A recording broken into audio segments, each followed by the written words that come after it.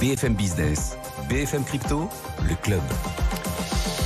Ils sont sur le pont aujourd'hui. Valentin Demey, journaliste pour Cryptos. Bonjour Valentin. Bonjour Guillaume. Alexandre Stashchenko nous accompagne également. Bonjour Alexandre. Bonjour Guillaume. Cofondateur de Blockchain Partner, directeur blockchain et crypto pour KPMG France. Et puis Laurent nous accompagne aussi. Laurent Pignot pour Zone Bourse. Bonjour Laurent. On est ravi de vous retrouver Laurent également en direct. Laurent, le récent rebond du cours du Bitcoin qui a redonné un peu d'optimisme à certains crypto-investisseurs, ce rebond peut-il laisser présager d'un retour vers les 20 000 $ à court terme d'après vous ? Alors oui, le Bitcoin s'est extrait par le haut là, de cette fameuse zone de latéralisation dans laquelle il était bloqué depuis fin novembre. Il n'arrivait pas à donner ce fameux coup d'accélérateur tant attendu. Et hier, dans le sillage de la publication des chiffres de l'inflation aux États-Unis, le Bitcoin a repris de la force et continue aujourd'hui pour repasser au-dessus des 18 000 $ actuellement. Mais attention tout de même à court terme, c'est pas pour autant qu'il faut redevenir automatiquement euphorique sur le moindre rebond à court terme, même si ce rebond fait du bien au moral des crypto-investisseurs. Alors le Bitcoin reste toujours ancré dans sa tendance baissière de cette année. Il est en baisse de plus de 60% depuis le 1er janvier, d'autant plus que le contexte reste très fébrile avec les rebondissements qui gravitent autour de Sam Bankman-Fried, l'ancien patron de FTX, et surtout désormais avec les turbulences qui touchent Binance. Mais sur ces sujets, vous allez probablement revenir plus longuement dans quelques minutes. Oui. En tout cas, le moins que l'on puisse dire, c'est que toutes les conditions ne sont pas réunies pour ramener de la confiance sur le marché. En attendant, pour regagner justement cette confiance des investisseurs sur l'évolution du cours de Bitcoin, il va falloir déjà à très court terme que le Bitcoin rattrape les 18 500 $ dans un premier temps. Donc on s'y rapproche doucement. Et puis retrouver ce fameux seuil psychologique des 20 000 $ pour mettre fin à cette spirale baissière infernale qui dure depuis plus d'un an maintenant. Mais pour finir, attention aussi, ce soir, le président de la Banque centrale américaine va prendre la parole pour éclaircir davantage la direction de la politique monétaire américaine dans les prochaines semaines. Donc comme d'habitude, ces paroles vont être très surveillées, ce qui amènera probablement encore une dose de volatilité sur les marchés. Et le Bitcoin ne sera pas épargné par ces mouvements. Donc vigilance à court terme avec ce discours ce soir. Laurent Pignot pour Zone Bourse avec nous en direct. Merci beaucoup Laurent de nous avoir accompagnés. Valentin, on peut évoquer Binance quand même, des incertitudes judiciaires. Reuters rapportait lundi que des divergences au sein du ministère américain de la Justice, des divergences retardent la conclusion d'un accord amiable censé, cet accord, mettre un terme à l'enquête ouverte sur le respect par Binance des lois contre le blanchiment d'argent sale.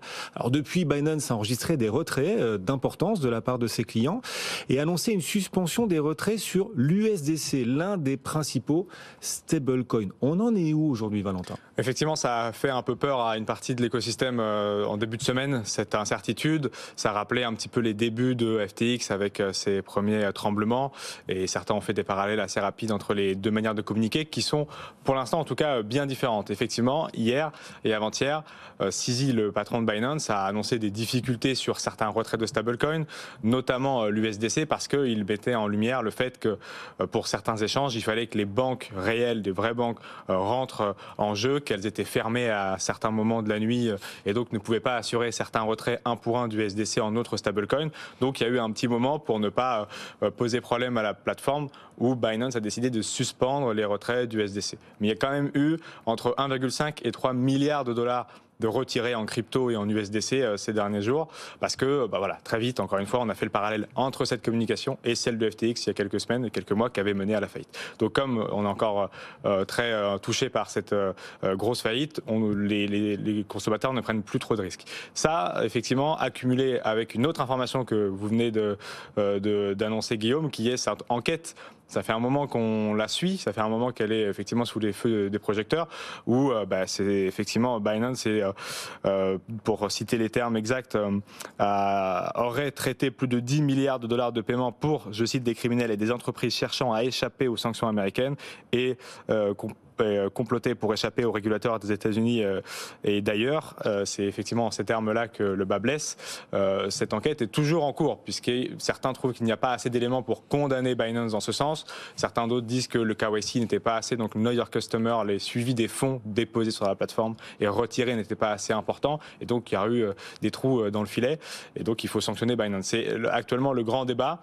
Pour l'instant, on essaye de savoir un petit peu sur quel pied danser. Il y a effectivement, en plus de ça, la faillite d'FTX qui remet un couteau dans la plaie. Il y a quelques jours, Binance qui a fait son Proof of Reserve, le fameux nouveau nouvelle solution pour combler toute la défiance du secteur, où pendant un moment on va regarder qu'est-ce que possède la plateforme par rapport aux dettes, par rapport à tout ce qu'il y a autour, pour essayer de voir si cette plateforme est solvable. Enfin bon, tout ça mis ensemble fait un beau pot pourri de FUD qui fait peur à beaucoup et qui est plus ou moins justifié. En tout cas, cette enquête continue, mais ce qui est mis en avant, c'est effectivement peut-être le blanchiment d'argent qui aurait été fait a priori en partie par la plateforme. C'est en tout cas l'enquête de Reuters. Voilà, et on attend toujours l'avis de la justice américaine là-dessus. On continue pendant ce temps de compter les victimes de la chute des cours des cryptos et puis la hausse parallèlement des coûts de l'énergie dans le minage. Qui survivra à la hausse des coûts de l'énergie? En tout cas, pas Argo Blockchain, puisque ce géant du minage de crypto, Argo Blockchain, est désormais proche de la faillite, Valentin. Effectivement, c'est l'un des géants de cet écosystème du minage qui n'est pas en forme. Pourtant, ils avaient fait une levée de fonds, ou en tout cas une montée en capital il y a quelques semaines, quelques mois, de près de 20 millions d'euros, si je ne dis pas de bêtises, justement pour les aider à passer cette période de bear market divers crypto qu'on connaît bien. Ça n'a pas l'air de suffire puisque ils se sont placés sous le chapitre 11 de la loi des faillites aux États-Unis, qu'on connaît bien depuis FTX, effectivement. Donc, ils cherchent des solutions pour éviter ce chapitre 11.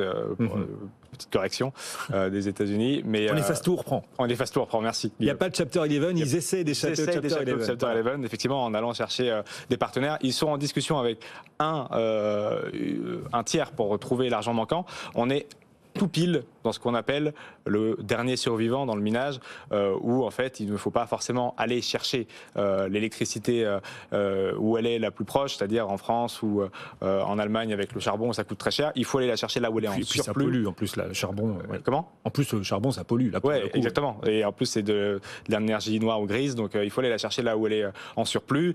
Sébastien Gouspioux, que vous recevez beaucoup sur ce plateau, en parle suffisamment, mais c'est le dernier survivant. Il y a des gros au-delà qui tombent, mais ceux qui sont agiles, qui peuvent aller chercher l'énergie là où elle est peu chère, en surplus ou parce qu'on a du mal à la stocker ou la faire parvenir à d'autres endroits de la planète, devraient continuer de s'en sortir.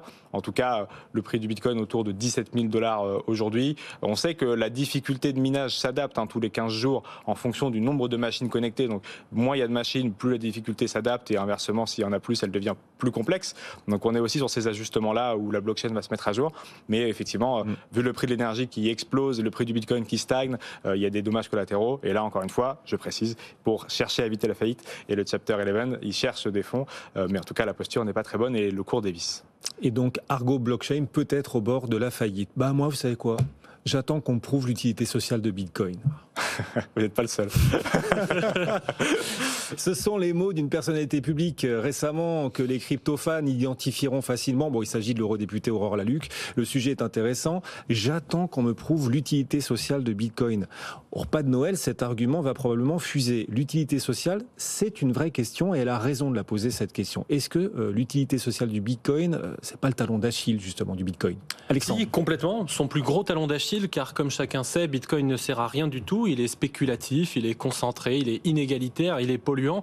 Il est tellement polluant d'ailleurs qu'il salit toutes celles et tous ceux qui le touchent, y compris quand on est dans le même groupe parlementaire qu'une élue arrêtée pour corruption. Et ça, c'est extrêmement fort, car Bitcoin est la définition même de la saleté, et ça, chacun le sait, évidemment. Alors, je voudrais juste pas que cette émission soit un lieu d'invective. On va rester dans le sujet Bitcoin. Sur Bitcoin, vous êtes défaitiste, vous, Alexandre, vous êtes devenu Bitcoin sceptique ? Complètement. Bitcoin ne sert à rien. Je pense que cet eurodéputé a achevé de me convaincre le week-end dernier. Jugez par vous-même, est-ce que c'est utile quand on est libanais de protéger son patrimoine contre une fermeture arbitraire des banques dans un pays où l'inflation dépasse les 100% et où la monnaie s'effondre ? Est-ce que c'est utile de financer le gouvernement ukrainien contre une invasion étrangère à hauteur de 100 millions de $ alors que le système bancaire s'effondre et que les retraits en distributeurs sont bloqués ? Est-ce que c'est utile quand vous voulez fuir le Venezuela, comme l'économiste Carlos Hernandez, que je cite, Bitcoin est plus qu'un buzzword quand vous vivez dans une économie qui s'effondre, dans une dictature qui s'effondre ? Est-ce que c'est utile de financer un projet humanitaire qui profite directement aux populations locales, comme ce fut le cas au Congo, avec le projet Kiveclair par exemple, sans enrichir de nombreux intermédiaires ? Et d'ailleurs, pourquoi est-ce que les Nations Unies, via l'UNICEF ou encore le Haut Commissariat aux réfugiés, acceptent les dons en Bitcoin ? Tant de questions sans réponse. Donc non, Bitcoin ne sert pas vraiment à rien, finalement. Mais si, Guillaume, Bitcoin ne sert à rien. On l'a dit à la radio, enfin, France Inter, service public. Prenez l'Afrique, par exemple. Il y a quelques jours, la Africa Bitcoin Conference. Alors, avec de nombreux entrepreneurs qui se réunissaient pour permettre de développer l'usage de cette chose qui ne sert à rien. Par exemple, vous aviez Janet Maingi, qui est une Kenyane, soutenue par Jack Dorsey, qui est l'ancien patron de Twitter, qui a construit des barrages pilotes, des barrages hydroélectriques au Kenya et au Malawi, qui, grâce à Bitcoin, et qui permettent à plusieurs milliers de personnes en milieu rural de bénéficier d'une électricité en baissant son prix d'un tiers. Des barrages pilotes au Kenya et au Malawi grâce à Bitcoin. Tout à fait. On est dans ça, le concret, évidemment, aucune utilité à tout cela. Et CNBC ne s'est pas trompé d'ailleurs, puisqu'ils ont écrit tout un article sur le sujet.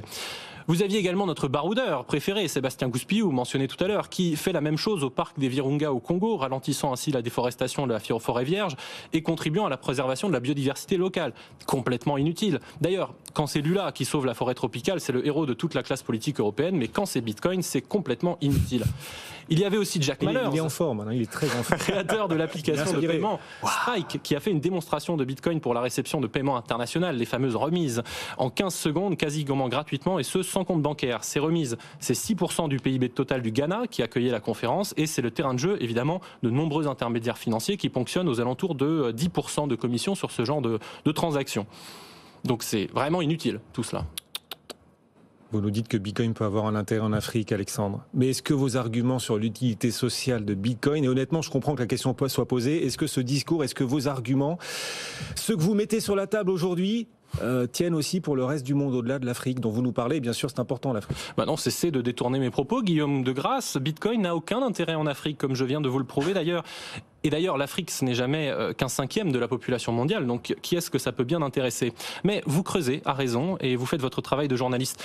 Heureusement, j'ai encore en stock une longue liste des inutilités de Bitcoin partout dans le monde. Vous choisissez les femmes iraniennes qui se font fermer leur compte bancaire pour refus de porter le voile et qui en ont besoin d'une monnaie incensurable, peut-être les femmes afghanes qui ont perdu ce qui leur restait de liberté avec le retour des talibans qui, il faut le dire, dans leur clairvoyance, ont interdit Bitcoin cette année puisque c'est inutile, un peu trop inutile à leur goût, notamment pour les femmes en tout cas. D'ailleurs, Roya Mahboub, qui est une des premières femmes dirigeantes d'entreprise en Afghanistan et parmi les 100 personnalités de l'année en 2013 selon le Times, disait à une conférence en octobre cette année, Bitcoin nous donne un outil puissant pour obtenir la liberté. Mais bon, je suppose que les talibans doivent probablement mieux savoir qu'elle ce qui est bon pour elle, et les donneurs de leçons européens probablement également aussi. D'autres exemples de l'utilité sociale de Bitcoin? Oui, j'en ai à l'appel. L'inutilité, par exemple, le gestionnaire de réseau d'électricité texan, ERCOT, qui dans un rapport récent nous indiquait que le Texas allait pouvoir s'appuyer cet hiver sur le minage de Bitcoin pour répondre aux événements extrêmes, à hauteur de 1,7 gigawatts de puissance contre seulement 1,5 gigawatts pour l'éolien et 0,4 pour l'hydroélectricité. Bon, la transition énergétique, qui pour penser que c'est encore utile, évidemment. D'ailleurs, le Japon se trompe aussi, puisque aujourd'hui, TEPCO, donc qui est la plus grosse société énergétique japonaise, vient d'annoncer qu'ils allaient utiliser le minage pour stabiliser leur réseau et valoriser l'énergie perdue. Mais heureusement, en France, nous ne sommes pas dupes. Et Exaion, filiale d'EDF, nous a rassuré hier en disant, je cite, nous ne pratiquons pas et ne pratiquerons jamais le minage de Bitcoin. Nous sommes éblouis par tant de clairvoyance. Mais j'ai aussi les lanceurs d'alerte, par exemple Snowden ou Assange, et d'autres qui ont eu leur compte bancaire bloqué pour avoir révélé des agissements que je rappelle illégaux de la part d'États, et ont tous les deux utilisé Bitcoin, c'est prouvé, documenté, ils l'ont dit eux-mêmes, pour continuer de servir les démocraties et le droit d'informer. Mais bon, on sait tous que la démocratie, c'est inutile également et complètement désuet. Je vais quand même continuer de faire mon journaliste et continuer de vous repousser dans vos retranchements. Bien sûr. En France, Alexandre, quelle est l'utilité sociale de Bitcoin alors qu'on a une monnaie stable, alors qu'on n'est vraiment pas dans le pays le plus corrompu du monde et que la liberté chez nous est l'une des plus abouties au monde? Vous m'acculez, Guillaume. Cela ne vous suffit pas que Bitcoin soit inutile partout dans le monde, il faut également que je vous prouve que ça sert à rien en France. Bon. Regardons donc à Vierzon, ville sinistrée par la désindustrialisation, cette usine de notre licorne Ledger qui crée des centaines d'emplois. C'est insoutenable à regarder, créer de l'emploi dans une ville en déclin démographique à contre-courant de la tendance actuelle. Former des jeunes aux technologies émergentes avec AlgoSup, manquerait plus qu'ils payent de l'impôt et contribuent à la solidarité nationale. Mais comme le disait l'eurodéputé précédemment mentionné, ils ne font finalement que résoudre un problème qu'ils ont eux-mêmes créé. Ce problème qu'on appelle beaucoup plus communément la propriété privée, un sacré problème d'ailleurs consacré par la Déclaration des droits de l'homme et du citoyen, et qui nous embête avec toutes ces libertés-là, parce que bon, vous comprenez, quand on crée des droits individuels, il faut les protéger ensuite. Bon, c'est un peu lourd, quoi. Propriété privée qui est d'ailleurs présente dans la Déclaration des droits de l'homme et du citoyen. Article 17. La propriété étant un droit inviolable et sacré, nul ne peut en être privé, si ce n'est lorsque la nécessité publique, légalement constatée, l'exige évidemment et sous la condition d'une juste et préalable indemnité. La conclusion de tout ça, Alexandre ? 2 conclusions à tout ça. Allez. La première, c'est qu'il faut vraiment être aveugle pour ne pas voir l'utilité sociale de Bitcoin. Et la deuxième, c'est qu'être députée européenne, a priori, ce n'est pas bon pour la vue. Non, on n'a rien contre Aurore Lalucq, mais vraiment, voilà, elle représente un parti, elle joue le rôle de son parti au Parlement européen, basta, chacun joue sa partition, il n'y a Tout pas de à fait. sujet. Voilà. La question de l'utilité sociale du Bitcoin, c'est une vraie question, elle est intéressante et elle mérite d'être posée, puis on vous connaît, votre ton caustique aussi, Alexandre. Moi, caustique. Et évidemment, vous avez vos arguments, vous venez de proposer, d'exposer pour défendre l'utilité sociale du Bitcoin. Vous signez 100% du propos d'Alexandre à l'instant, ou c'est un doux rêve. Elle le disait, Aurore Lalucq, l'écosystème se raconte des histoires. Est-ce qu'il se raconte des histoires, là, Alexandre Stachenko, Valentin ? C'est la plus belle chose que de raconter des histoires, et je sais qu'Alexandre est le plus beau des conteurs de notre industrie. Bien sûr. Mais effectivement, c'est avec plaisir que je ne vais pas signer tout, mais vous me prenez souvent à partie, Guillaume, sur ce plateau. Hier, j'ai représenté le gouvernement pour justifier que l'agrément obligatoire était une bonne chose. Aujourd'hui, je dois certifier qu'Alexandre a en tout cas une très belle plume, c'est certain, et qu'effectivement, j'apprenais en plus certaines choses que j'ignorais sur cet écosystème et qui me donnent effectivement envie de croire votre histoire plutôt que celle d'en face. Bon, après, voilà, il faut tout, et c'est intéressant, les échanges sont intéressants, et voilà, évidemment, Aurore Lalucq, elle est vraiment la bienvenue sur ce plateau. C'est vrai que ce rendez-vous, il est consacré à l'écosystème crypto, Club BFM Crypto, pour faire découvrir cet écosystème, la façon dont fonctionnent les cryptos, des propos de spécialistes, mais évidemment, Aurore Lalucq est la bienvenue sur le plateau de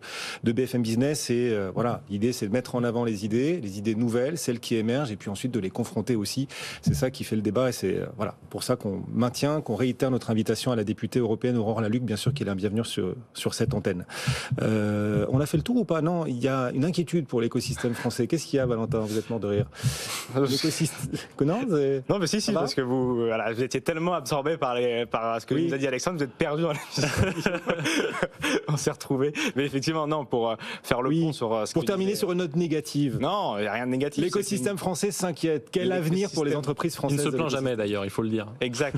Mais c'est un peu dans ce que Alexandre disait et ce que je disais hier, c'est-à-dire que pendant de 2008-2009, qui est la création de Bitcoin, jusqu'à 2014, et c'est ce que je prenais comme exemple hier, Pierre Noisac était à la place d'Alexandre plusieurs fois dans cette émission, se battait lui-même contre les démons de l'écosystème ou contre ses propres envies sans être à aucun moment considéré par les politiques ou autres, jusqu'à 2014 où, par le biais de la taxation, on s'est intéressé à cet écosystème. Puis en 2017, où on s'est intéressé par le biais de l'encadrement plus global avec la loi Pacte et l'intégration des PSAN et ce genre de choses.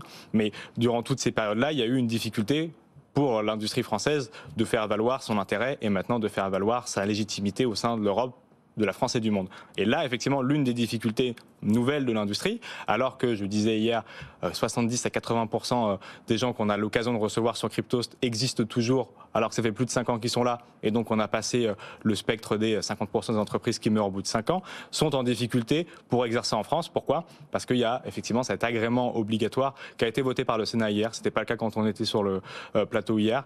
Donc ça avance dans le sens de l'histoire de l'agrément obligatoire. C'est une bonne chose de monter le niveau de sécurité et pour les entrepreneurs et pour les citoyens. Il ne faut pas oublier quand même que ce qui a motivé ça, c'est la peur d'un FTX français, ou en tout cas que les portes qui ont été ouvertes peut-être un peu trop vite dans notre industrie explosent à la figure de ceux qui les ont accueillis. Donc il ne faut pas se précipiter trop vite non plus et qu'on fasse monter ce niveau de sécurité au détriment des entrepreneurs.